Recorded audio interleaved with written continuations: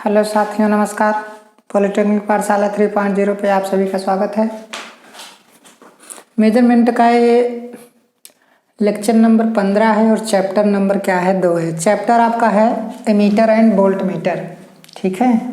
Chapter आपका है ammeter और वोल्ट मीटर और इसके अंतर्गत हमको क्या पढ़ना है, मूविंग कॉइल टाइप इंस्ट्रूमेंट और मूविंग आयरन टाइप इंस्ट्रूमेंट हमें क्या करना है, पढ़ना है। तो मूविंग कॉइल टाइप इंस्ट्रूमेंट और मूविंग आयरन टाइप इंस्ट्रूमेंट का एमीटर और वोल्ट मीटर क्या किया जाता है, बनाया जाता है। इसलिए इस टाइप के इंस्ट्रूमेंट को हमें क्या करना है, पढ़ना है, ठीक है। चैप्टर नंबर 2 चल रहा है, जिसमें चैप्टर नंबर 2 का नाम है एमीटर एंड वोल्ट मीटर, ठीक है। एमीटर और वोल्ट मीटर के अंदर जो है हमें पढ़ना है मूविंग कॉइल टाइप इंस्ट्रूमेंट और मूविंग आयरन टाइप इंस्ट्रूमेंट को क्या करना है, पढ़ना है। अब यहाँ पे जो मूविंग कॉइल टाइप इंस्ट्रूमेंट होता है, ये जो इंस्ट्रूमेंट होता है ये 2 प्रकार का होता है, एक पीएमएमसी इंस्ट्रूमेंट और एक डायनमोमीटर टाइप इंस्ट्रूमेंट। इसे हम बाद में पढ़ेंगे, इसे क्या करेंगे, बाद में पढ़ेंगे। सबसे पहले पीएमएमसी इंस्ट्रूमेंट को हम क्या करते हैं, पढ़ते हैं। पीएमएमसी का फुल फॉर्म होता है परमानेंट मैग्नेट मूविंग कॉइल होता है, ठीक है। जो पीएमएमसी का फुल फॉर्म होता है वो परमानेंट मैग्नेट मूविंग कॉइल होता है, पीएमएमसी इंस्ट्रूमेंट। अगर पीएमएमसी इंस्ट्रूमेंट के बारे में हम बात करें तो पीएमएमसी इंस्ट्रूमेंट एक ऐसा इंस्ट्रूमेंट होता है जिसकी एक्यूरेसी क्या होती है, हाई होती है। उसकी सेंसिटिविटी भी क्या होती है, हाई होती है। सेंसिटिविटी हाई होने का क्या मतलब है कि उसका टार्क वेट रेशियो क्या होता है, अधिक होता है। जो पीएमएमसी इंस्ट्रूमेंट होता है उसका टार्क वेट रेशियो क्या होता है, अधिक होता है। मतलब इसमें टार्क बहुत ही ज़्यादा होता है, टार्क क्या होता है, बहुत ही ज़्यादा होता है। इस वजह से इसकी सेंसिटिविटी क्या होती है, हाई होती है, ठीक है। इसमें मैग्नेटिक फील्ड की जो पावर है काफ़ी ज़्यादा होती है। इसमें जो मैग्नेटिक फील्ड की पावर है वो काफ़ी क्या होती है, ज़्यादा होती है, ठीक है। तो ये जो इंस्ट्रूमेंट है केवल और केवल डीसी पर क्या करता है, वर्क करता है। केवल और केवल डीसी पर वर्क करता है, एसी पर वर्क नहीं करेगा। एसी पर किसी भी प्रकार की कोई रीडिंग ही नहीं देगा, समझ में आया।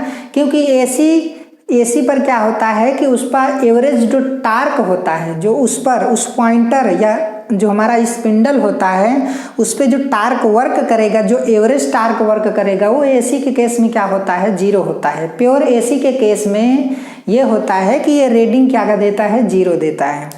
और ये हमेशा एवरेज वैल्यू को मेजर करता है। डीसी में कौन सी वैल्यू को मेजर करता है, एवरेज वैल्यू को क्या करता है, मेजर करता है। आरएमएस और मैक्सिमम वैल्यू को यही मेजर करता है, ये केवल एवरेज वैल्यू को क्या करता है, मेजर करता है, जो औसत मान होता है। जब आप एसी पढ़े होंगे तो वहाँ पर एवरेज वैल्यू का डेफिनेशन क्या किए होंगे, पढ़े होंगे। एसी के केस में एवरेज वैल्यू क्या होता है, आरएमएस वैल्यू क्या होता है। आरएमएस का मतलब है रूट मीन स्क्वायर वैल्यू, वो सब कौन सी वैल्यू होती हैं, ठीक है, कहाँ से आते हैं, वो सारी चीज़ें आपको पढ़ाई जाती हैं फर्स्ट ईयर में, जो BEE है, इलेक्ट्रिकल इंजीनियरिंग, ठीक है। ये जो परमानेंट मैग्नेट मूविंग कॉइल है काफ़ी सेंसिटिव इंस्ट्रूमेंट होता है। इसका टार्क वेट रेशियो बहुत ज़्यादा क्या होता है, हाई होता है, ठीक है। ये केवल डीसी पर ही क्या करता है, वर्क करता है। और ये जो इंस्ट्रूमेंट होता है बहुत ही ज़्यादा महंगा होता है। क्या होता है, बहुत ही ज़्यादा महंगा होता है। और इसीलिए ये इंस्ट्रूमेंट जो है ज़्यादातर हम क्या करते हैं, यूज करते हैं डीसी के केस में, और काफ़ी ज़्यादा सेंसिटिव इंस्ट्रूमेंट होता है। इसका जो आपका मेजरमेंट करने की जो कैपेसिटी है वो बहुत कम है। जो डायरेक्टली इसका मेजरमेंट करता है उसका मान क्या होता है, बहुत कम है, लगभग 25 मिली एम्पियर ऐसे कुछ है। इसके बारे में अभी हम आपको बता रहे हैं कि कितना होता है, ठीक है। पहले इसके बारे में हम पढ़ लेते हैं कि इसके अंदर क्या क्या है, ठीक है। सबसे पहले हम इसके अंदर पढ़ लेते हैं, उसके बाद हम इसको क्या करते हैं, समझाते हैं। इसमें कौन सा मैग्नेट यूज होता है, परमानेंट मैग्नेट क्या किया जाता है, यूज किया जाता है। ये जो मैग्नेट यूज होता है, एक साइड नॉर्थ, एक साइड आपका क्या है, साउथ, एक परमानेंट मैग्नेट क्या किया जाता है, यूज किया जाता है, ठीक है। आप क्या करेंगे, जब आप अपना बुक खोलेंगे तो उसमें पीएमएमसी इंस्ट्रूमेंट का जो फिगर बहुत बढ़िया तरीके से दिया होगा, उसमें परमानेंट मैग्नेट का क्या किया जाता है, यूज किया जाता है। तो ये चीज़ आपको ध्यान में रखना है, ठीक है। यूज्ड परमानेंट मैग्नेट, इसमें परमानेंट मैग्नेट का यूज किया जाता है। पहले जो पॉइंट आपको बता रहे हैं उस पर ध्यान दीजिएगा। यह केवल डीसी पर क्या करता है, वर्क करता है। डीसी पर ही ये वैल्यू को क्या करेगा, मेजर देगा। अगर एसी प्योर एसी देंगे तो एवरेज टार्क जीरो होने के कारण पॉइंटर हमारा घूमेगा नहीं, अर्थात एवरेज टार्क जीरो हो जाएगा। तो पॉइंटर जब टार्क ही नहीं रहेगा तो उस कंडीशन में उसको घूमने का कोई मतलब घूमेगा ही नहीं हो, ठीक है।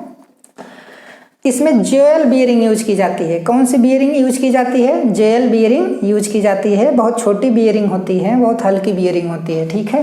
इसका जो स्केल होता है वो लीनियर होता है, लीनियर या फिर यूनिफॉर्म। लीनियर का मतलब है कि स्केल पर जो निशान होंगे वो सब बराबर दूरी पर होंगे। तो बराबर दूरी पर जब निशान होते हैं स्केल पे ना, तो उसे लीनियर स्केल बोलते हैं। क्या बोलते हैं, लीनियर स्केल बोलते हैं।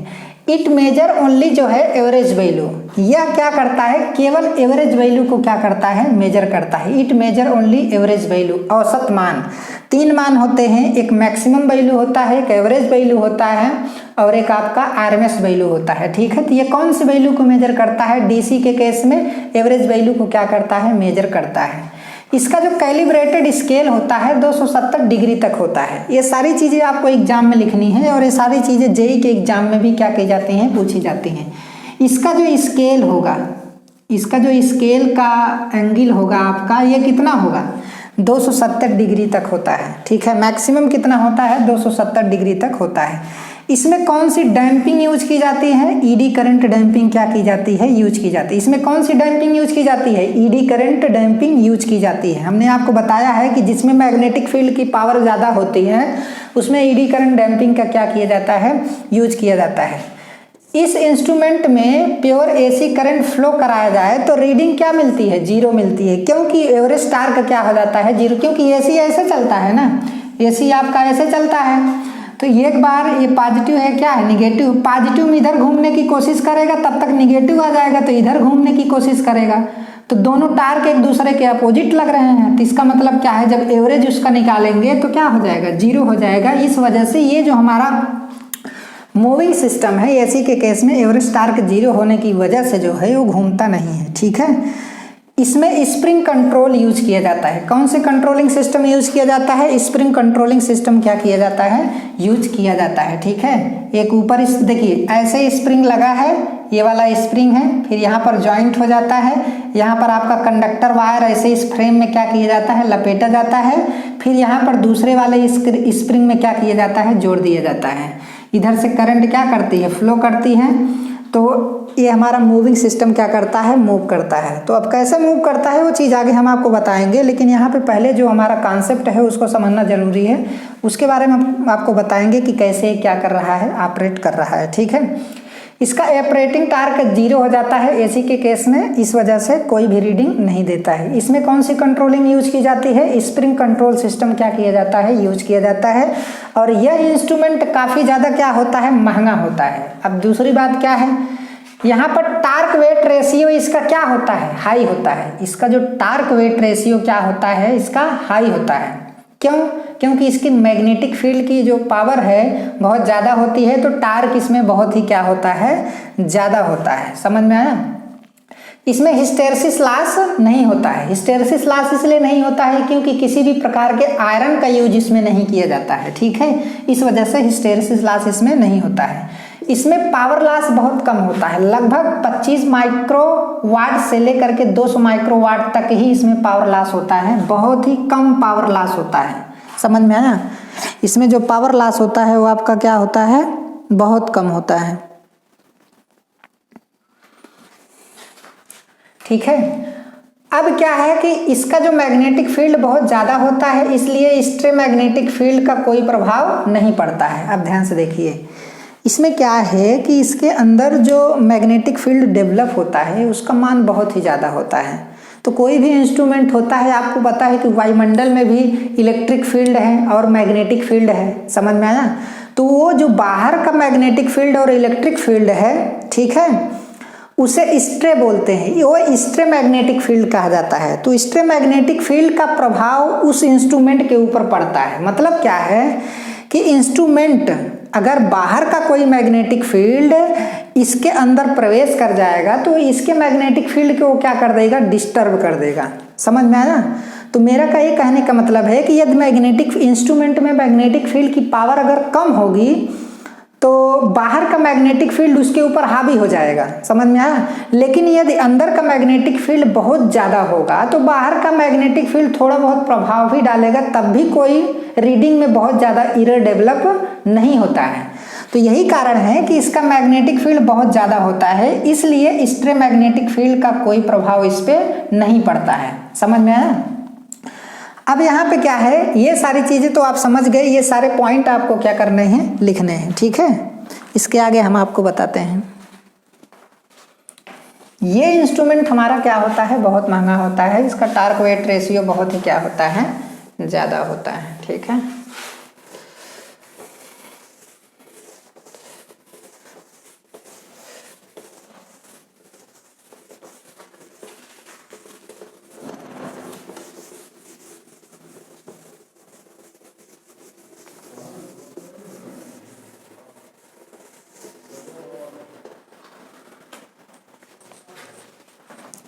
अब ध्यान से देखिए आप लोग, यहाँ पे क्या है कि ये हमारा स्पिंडल है, ये हमारा क्या है, स्पिंडल है, स्पिंडल है, और ये आपका क्या है, जेल बियरिंग है, जेल बियरिंग, ठीक है। ये हमारा स्पिंडल है, यहाँ पर ये एल्यूमिनियम का फ्रेम यहाँ पर क्या कर दिया गया है, लगा दिया गया है। ये हमारा एक क्या है, एल्यूमिनियम का फ्रेम है, ठीक है।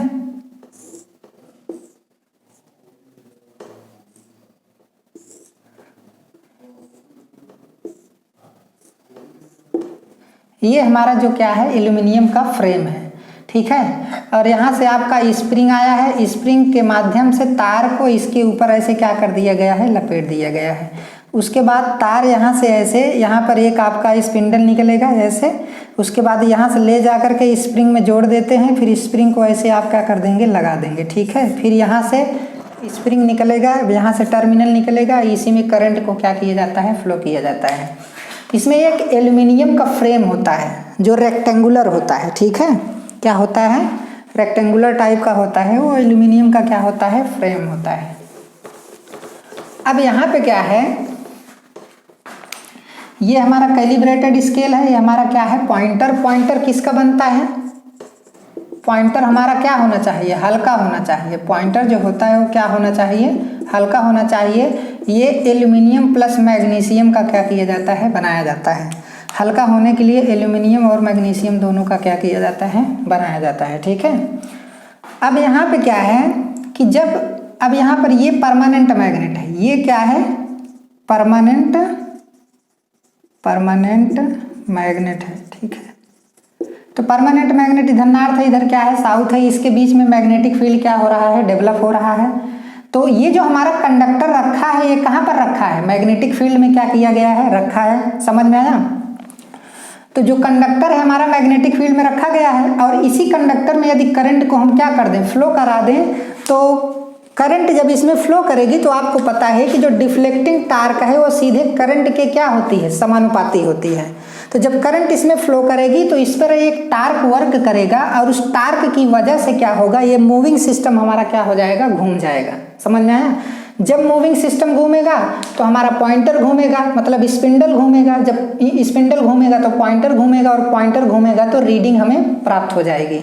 मतलब उतना ही घूमेगा जितना इसमें करंट क्या कर रही होगी, फ्लो कर रही होगी। और पॉइंटर हमारा स्केल के उसी पॉइंट पर जाकर रुकेगा जितना इसमें करंट क्या कर रही है, फ्लो कर रही है। मतलब यहाँ पे अगर 1 एम्पियर की करंट फ्लो हो रही है तो यहाँ पर जहाँ पर स्केल पर 1 एम्पियर होगा वहीं पर जाकर इसका पॉइंटर क्या हो जाएगा, रुक जाएगा, समझ में आया। तो आपको पता है कि जैसे मान लीजिए कि जब किसी मैग्नेटिक फील्ड में, यहाँ पर देखिए इसके बीच क्या है, नॉर्थ है और साउथ है, एक परमानेंट मैग्नेटिक फील्ड है, स्थिर मैग्नेटिक फील्ड है, समझ में आया। अगर इसके बीच हम कंडक्टर को रख देते हैं तो कंडक्टर पर एक फोर्स क्या करेगा, वर्क करेगा। तब वर्क करेगा जब इस कंडक्टर में हम करंट क्या कराएंगे, फ्लो कराएंगे। आपको पता होगा कि force on current carrying conductor in magnetic field, मतलब मैग्नेटिक फील्ड में यदि कोई कंडक्टर रखा गया है और उसमें करंट फ्लो कराया जाए उस कंडक्टर में, तो उस पर एक फोर्स वर्क करता है, ये सत्य है, समझ में आया। तो कौन सा बल लगता है, यह बराबर आई बी एल साइन थीटा, ये वाला फोर्स क्या करता है, लगता है।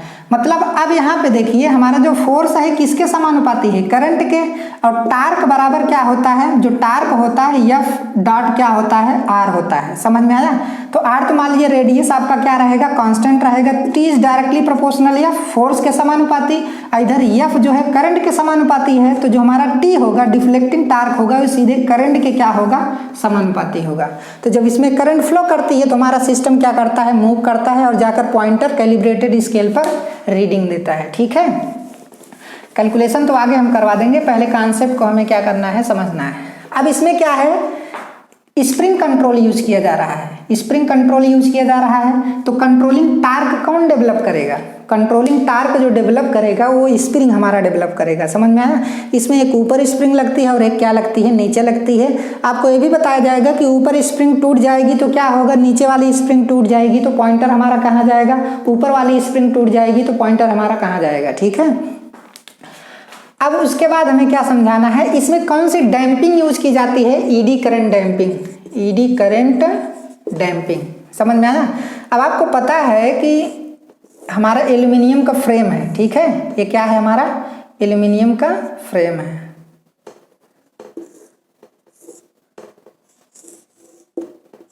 ये हमारा एल्यूमिनियम का फ्रेम है।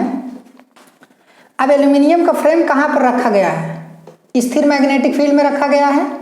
कहाँ पर रखा गया है, स्थिर मैग्नेटिक फील्ड में क्या किया गया है, रखा गया है। समझ में आया। ये हमारा एल्यूमिनियम का क्या है, फ्रेम है।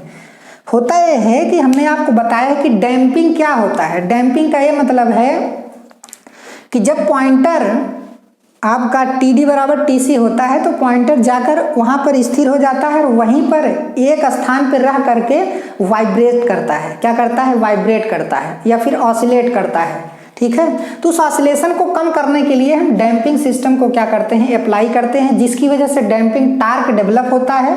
और जब डैम्पिंग टार्क डेवलप हो जाता है तो वाइब्रेशन क्या हो जाता है, खत्म हो जाता है। जब पॉइंटर का वाइब्रेशन खत्म हो जाता है तब हम रीडिंग आसानी के साथ ले लेंगे। अगर पॉइंटर वाइब्रेट करता रहेगा तो उस कंडीशन में हमें ये नहीं समझ में आएगा कि पॉइंटर कहाँ पर है, हम कौन सी रीडिंग ले, इस पहले वाला कि बाद वाला। समझ में आया।